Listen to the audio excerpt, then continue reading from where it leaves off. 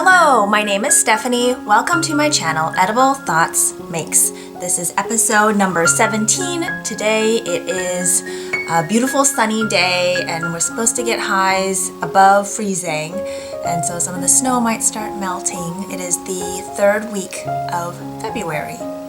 I'm so glad you are joining me here today. This channel is where I share with you works in progress, finished projects, things I'm cooking up, books I'm reading, funny things the kids say. My hope is that as you watch this episode and the previous episodes, that you find some inspiration along the way.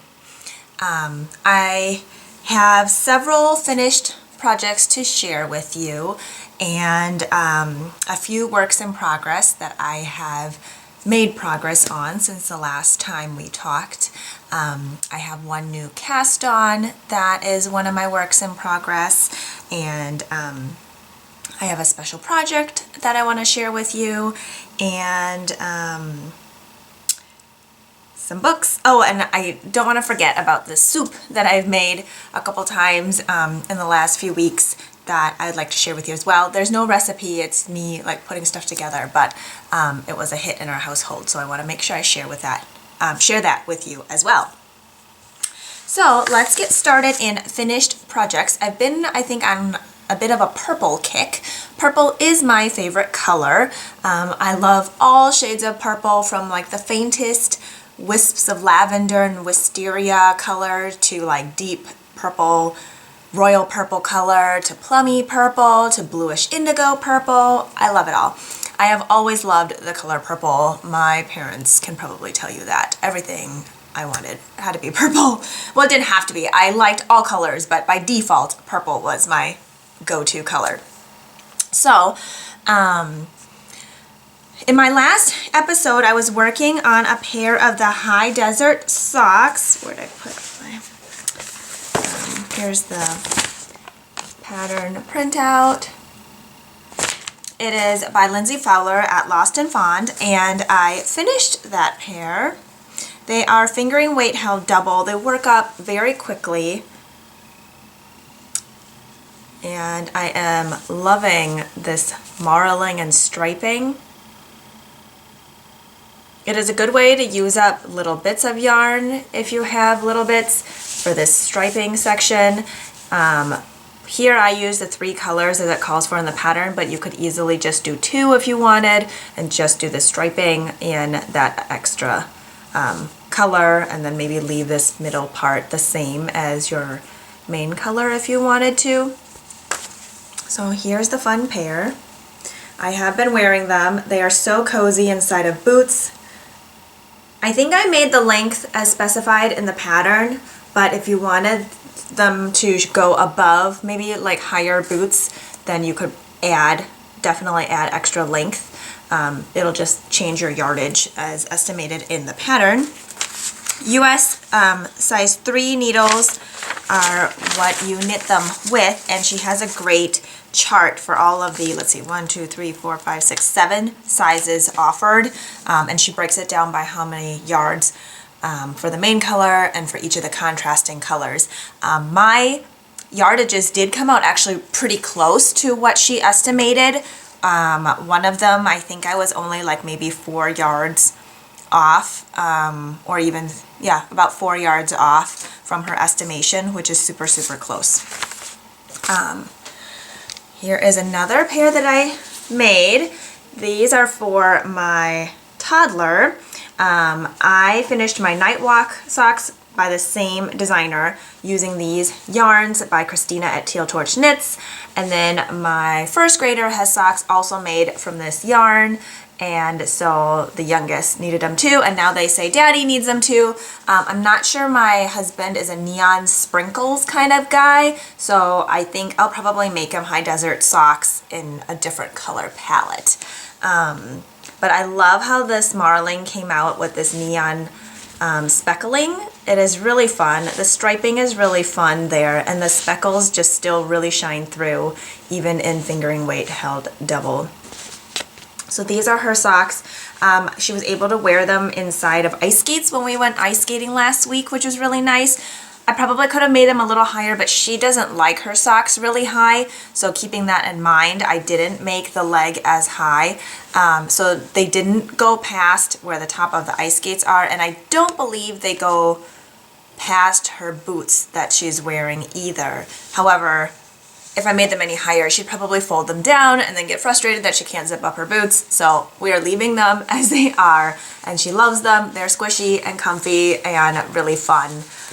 I love the pops of color, especially during the winter when you can get a series of really gray days where the sun doesn't come out for weeks, and it's just kind of nice to have something bright and fun to wear.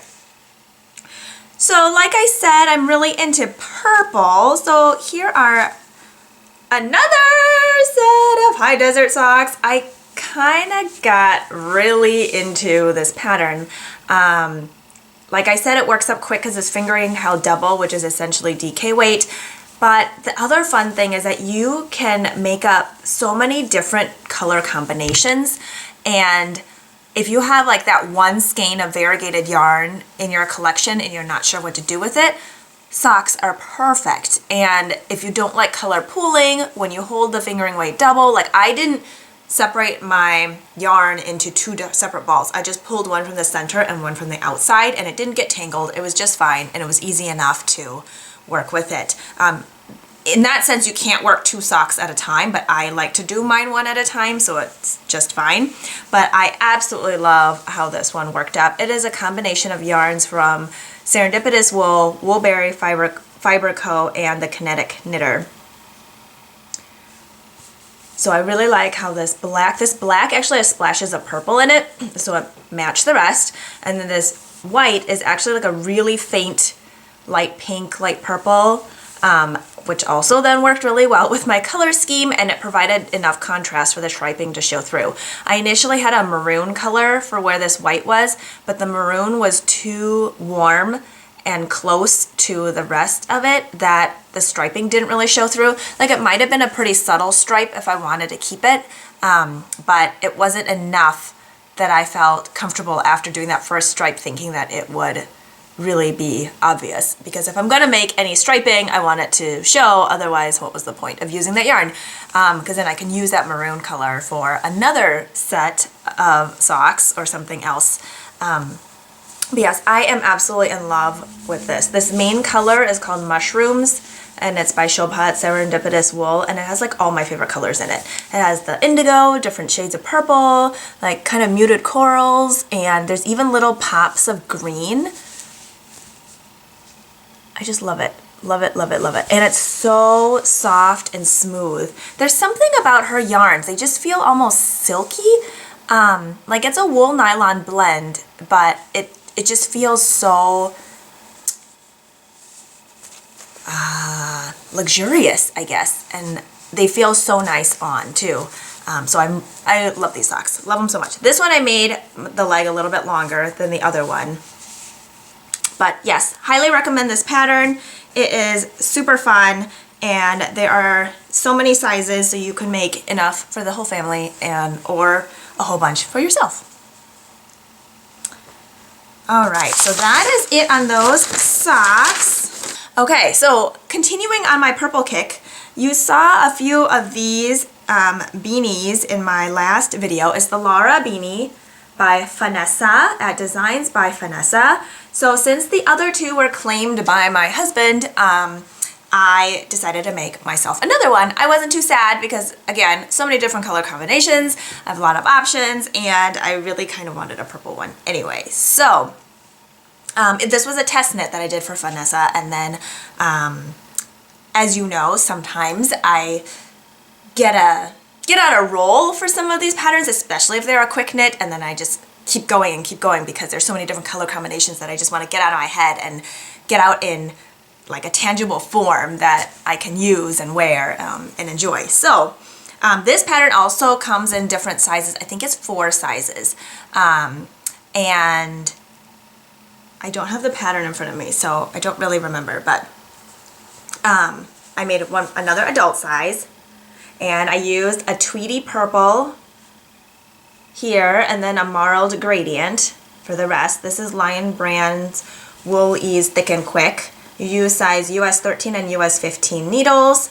And then I popped on this super fun faux fur pom. It is my first time using these poms, and it is so much fun. I didn't think I was a faux fur pom person initially, but now I think I am. So the fun thing about these ones is that it has an elastic loop, which means you can remove it when you need to wash your hat or even when you just want to change out the color. So on the inside of the hat, I sew on a button, and then I'll show you how I loop it on.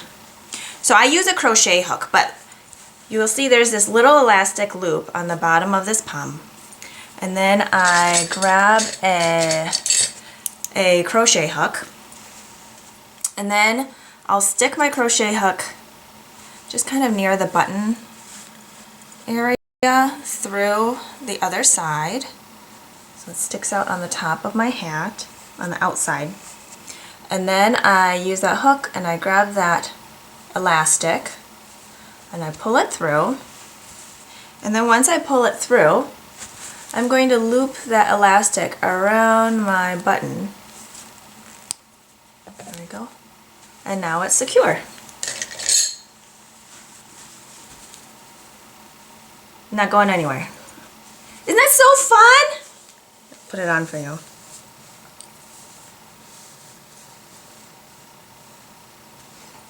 So I absolutely love this hat. You can make it slouchier or more fitted as you want.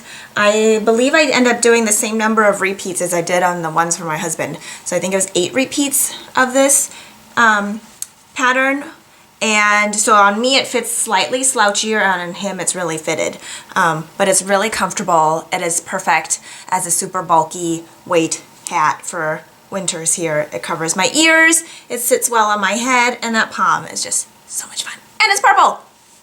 So yes, that is my purple collection for this last week. So fun.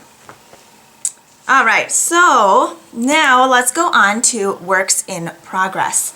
I want to show you, I made a little bit of progress on my Gatsby shawl. So the Gatsby shawl is, let's see, here we go, by Dawn at Dawn Landix. This is a terrible printout, sorry, but this top part is garter, and then you've got these 2 bands along the edging that chevron with bobbles. This is my first time doing a knitted bobble. If I did them all right, you would see that it's a good ball on it, but some of them I forgot to go back. I forgot to do the last step for some reason, where you pass all the stitches over each other. I must have gotten distracted. So there are a couple of them that are a good bobble, but aren't like slightly separated, I guess, from the rest of it. If I find it, I'll show you, but otherwise it's really not a big deal. So the yarn I'm using is by Lavender Loon Yarn Co.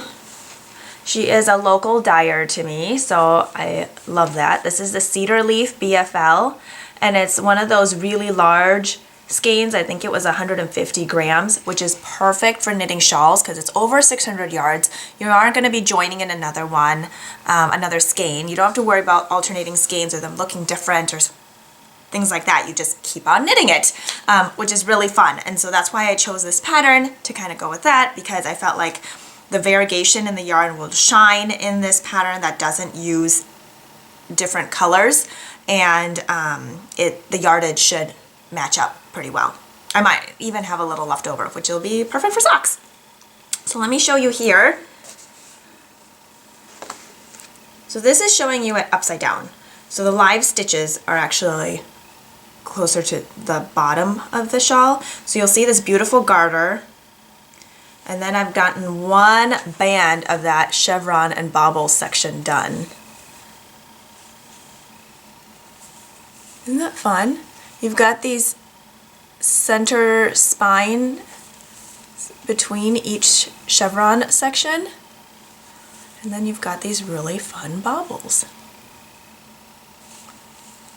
So I don't know if I can find the ones that I forgot to do correctly, and I suppose it doesn't really matter. If I can't find it, then clearly it's not that obvious. So if you see this bobble here, it's still like very much connected to the rest of it because I didn't move those stitches all over so until there was like one left. So it's kind of like this little protruding section, but not quite a bobble. So like this one is sectioned off kind of from the rest of it. I don't know if you can see that. So I can't stick my finger through the back like I can the other one. Anyway, it's what happens when you get distracted or you have kids or whatever, where you can't seem to complete 5-6 steps in a row without forgetting something. So anyway, moving on, not a big deal. I'm not going back to fix anything. I will just continue. There's another section that repeats the same chevron bobble motif, and so that during that one I will try to pay more attention to each bobble to make sure I actually finish them off. Here are my stitch markers and progress keepers, a snowflake Amazonite set by Maria at Woolen Forest, and I just absolutely love her knitting notions. They are so sweet. I am kind of a rock nerd, so I love that she does all these gems in her progress keepers. They're all nature inspired. I love all things nature inspired. I am really hoping to get this one done maybe by end of March is what I'm giving myself. But it's kind of an arbitrary deadline because not really a big deal. I don't want to put a bunch of stress or pressure on myself for the project, but I would like to get it done because I do want to wear it. And I am so close. I just have that last chevron section, chevron bobble section, and then let me see if there's much after that. A garter edging, I-cord bind off, and then I am done. So I think end of March is a good deadline. We are in the 3rd week of February. I'm giving myself another month for that. I think that's a good goal. My next one that I want to share with you is the Pure Joy Shawl by Hohi Locatelli. I had been planning for this shawl for a couple months, and I kept telling myself I couldn't cast on until I finished a couple other things. Of course, in between I cast on some other things, but they were small, so that didn't really count, I suppose. And I just wanted to make sure I planned for the right colors that I wanted for it. This shawl finished measurements will be 82 inches and 82 inches side to side, 14 inches top to bottom. So it's not a huge shawl. It's one that I feel like I can wrap comfortably kind of draped around my neck. And it's not going to be one of those like big blanket size shawls, which honestly to me is kind of intimidating to make something that huge. And I'm not sure if it would be as wearable as something that is a little smaller for me. So this one, yardage wise, she cautions that some people run out of color A.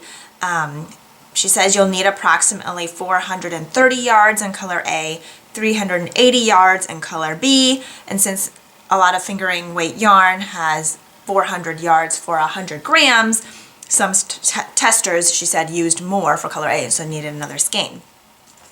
You do use needles, US 6 or 4mm size needles. So knowing that, and knowing what yarn I wanted to use, I knew for sure I was going to run out of color A. I wanted to use an MCN blend, a merino cashmere nylon blend. It's I think 80, 10, 10 for percentage. And that yardage was a little bit under 400 yards for 100 grams. And here are the colors. It's by Little Lionhead Knits. It's by Colleen. So there is this like super bright warm red, and then this speckled multicolored one. This one's I think baking sugar cookies. This one is called Let's Picnic. And so with that in mind, I wanted to add in another color and also the same fiber content, and this one is by Christina at Teal Torch Knits. This one does have more yardage, so I don't have to worry about this one running out. It's kind of like a neon tonal peachy pink, but I really like this one because there's some of it in this speckled one, so it draws that color out, and I think it goes well with this one without being too similar. So the way I am playing with that in the pattern is in each of the wedge sections, I add in 2 rows of that second color A. And I'm not too particular about when I add it in. I kind of add it right before I switch to this color A, but not too close to it. So it's kind of hard to show you because I'm mid-row here, but you can kind of see where that second color A comes into play. So this is the right side, and then this is the wrong side, or the other side. I am really loving how this is working out. I don't want to mess this up. So let's see, make sure I have it in the right orientation. But the wedges that you create are so fun in here. Maybe I should finish that row so that I can hold it up better to show you. There's my progress keeper. This is another one by Maria at Woolen Forest. It is the sweetest bronze teacup and saucer. I love that so much. All right, so let me just quickly finish up this row here so I can hold it up to show you. So here is the right side of it. I just started a new wedge section, so you see that contrast color there. And then you can see that extra color A that I've been adding in. Now because I started on the wrong side and it's garter, it looks like this instead of like that.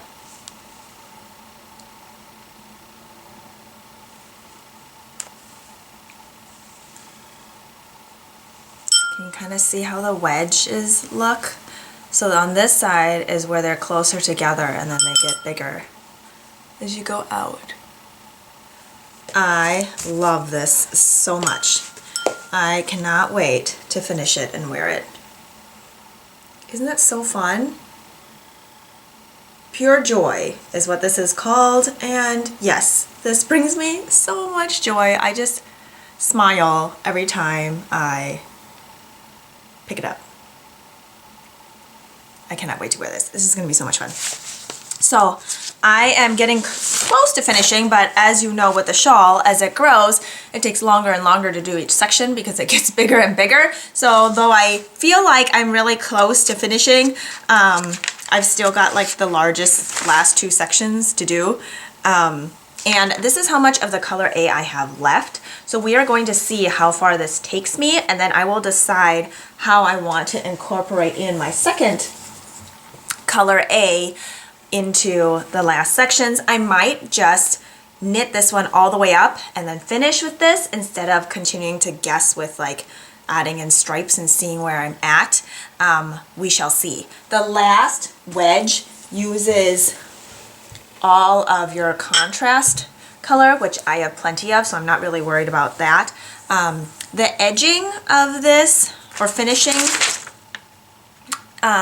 is, the bind off is, she recommends an elastic bind off, but I kind of want to do a picot edge bind off like I did on my For Your Fade shawl here. I really like that. So I think I might use that kind of edging on this shawl, and we shall see if I end up doing it in this contrast color or if I switch back to color, my second color A, for that picot edge, which could be a nice contrast to the contrast. So we shall see. I am so excited about this project.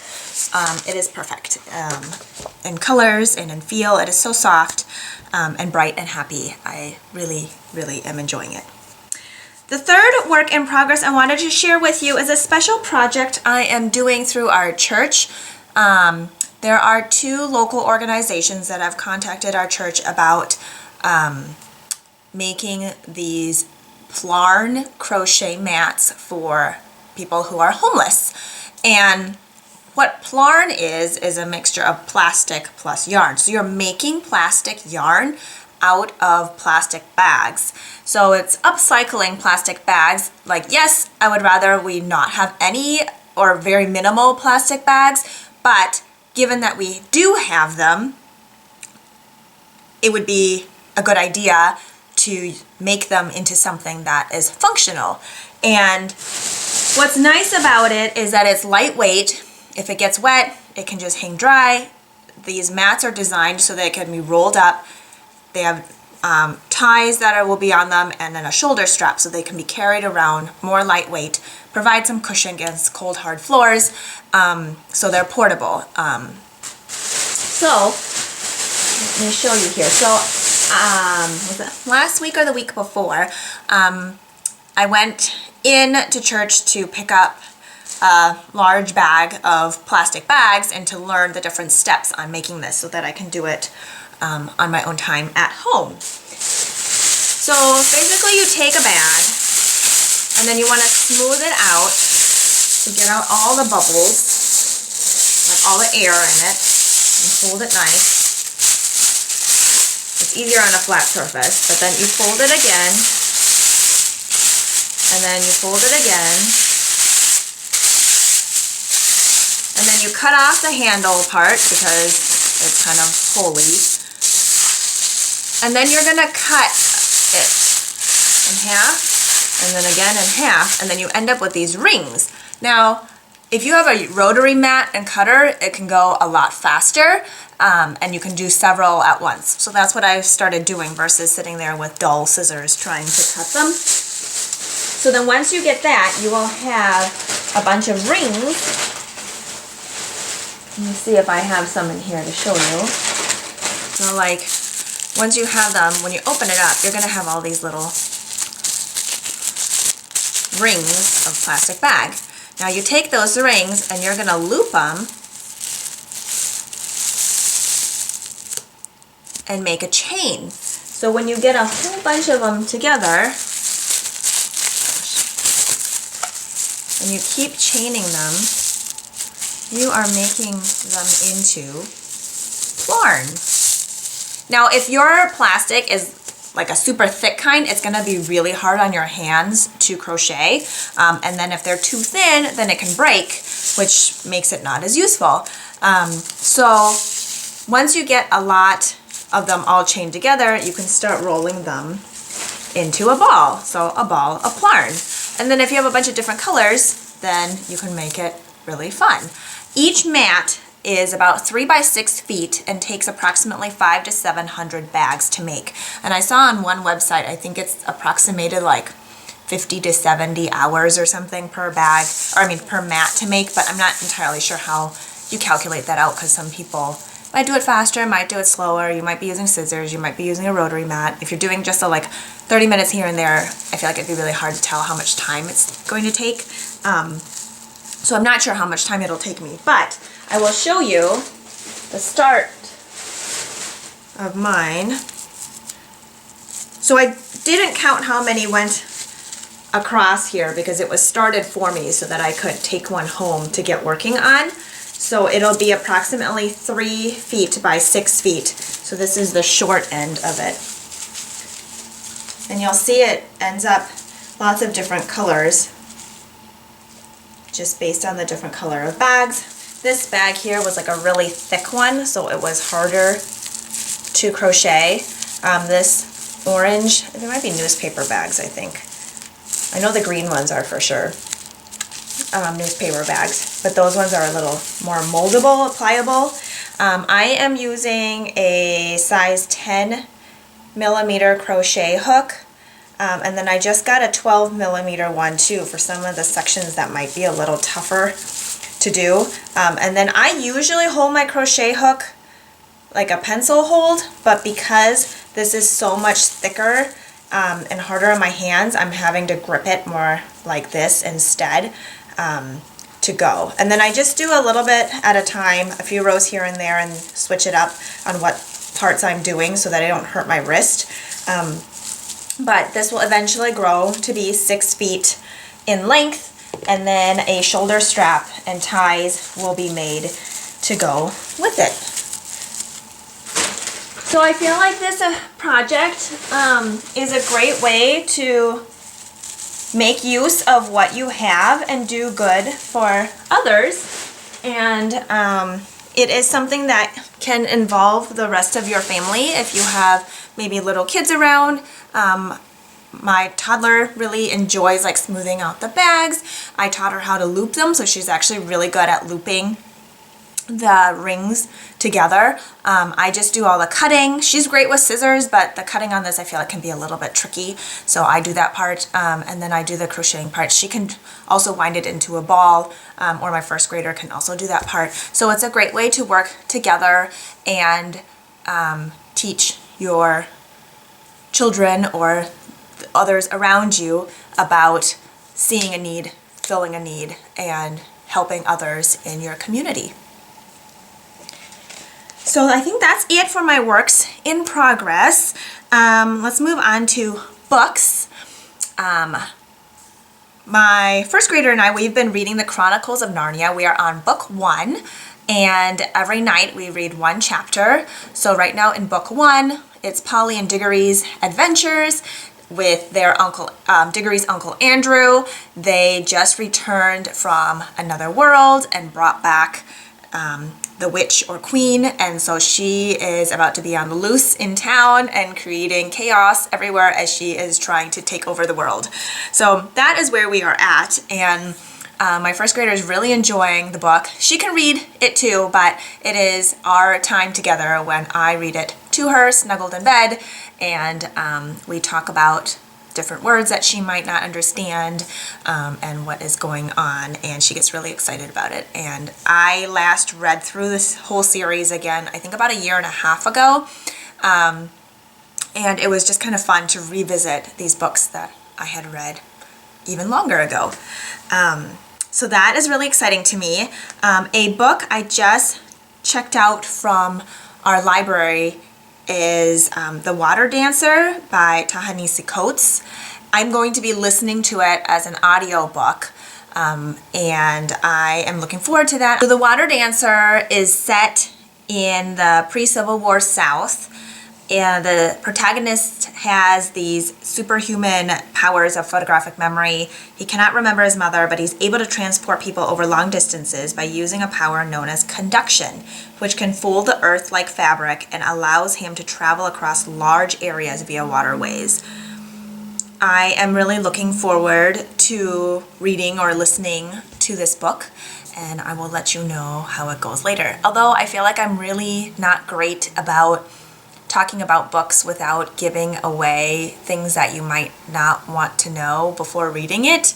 So I may or may not actually talk about it, but when I finish, I will maybe tell you about how I enjoyed it. So that is my most recent book that I will be enjoying.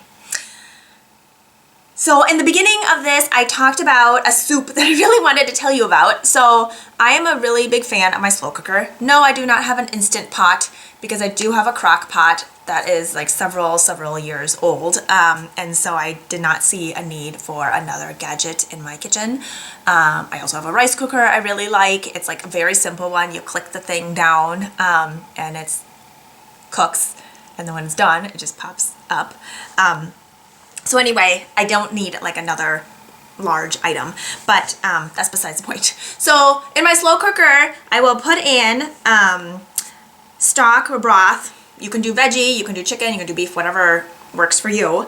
I put in riced cauliflower. I don't actually rice it myself. I just buy like frozen bags of riced cauliflower because I feel like it's a really easy thing to throw into stuff. Like if you want to do stir fry or fried rice or soups or whatever you want. But I throw in some riced cauliflowers. I put in lentils and spinach, cannellini beans, artichoke hearts, and I just let it all sit in there. Oh, and butternut squash.